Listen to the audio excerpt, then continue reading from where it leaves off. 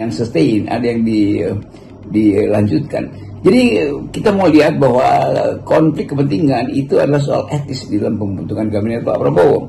Pelanggaran-pelanggaran yang sifatnya akademis dan melanggar tertib akademis, tertib etik dan tertib metodologi juga akan jadi penanda buruk dari sebuah kabinet. Jadi kelihatannya soal ya akhirnya orang akan lihat soal Bahlil dan soal Gibran dan soal beberapa menteri yang terindikasi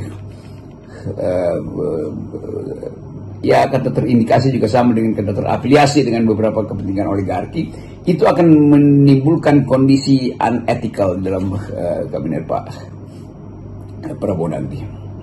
Ya mudah-mudahan istilah unethical itu tepatnya. Oke. Selain soal konflik of interest dan kemudian juga soal pelanggaran etik yang juga banyak disorot, ini adalah soal besarnya jumlah anggota kabinet dan besarnya anggaran yang akan disedot untuk menggaji dan membiayai departemen atau lembaga yang mereka kelola. Ini memang saya bayangkan ini nanti bisa-bisa APBN habis untuk belanja rutin ya, untuk membiayai lembaga dan kabinet yang begitu banyak gitu.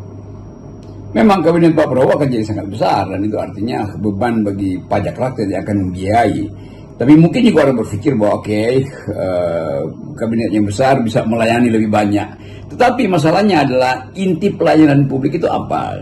Kalau kabinet itu akhirnya berfokus pada semacam menyudutkan mereka yang tetap akan kritis di dalam mengawasi kebijakan Pak Prabowo, itu artinya kabinet itu tidak mampu untuk mengendalikan arogansinya tuh. Kita berharap tidak terjadi. Tetapi kita mulai menduga bahwa kalau sebagian besar isi dari kabinet itu adalah datang dari kawasan yang mentalnya sama dengan kawasan Pak Jokowi, tentu itu bermasalah secara sebetulnya secara keutuhan berpikir.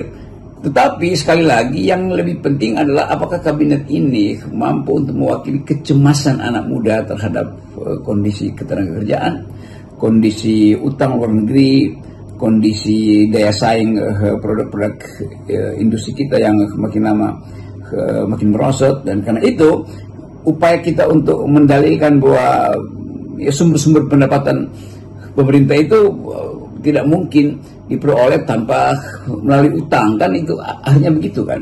Jadi kecemasan itu ada kecemasan anak-anak muda yang ingin melihat Indonesia ditumbuhkan dalam wilayah yang rasional, dan kita akhirnya harus pergi lagi pada apakah APBN itu sanggup menghasilkan atau memenuhi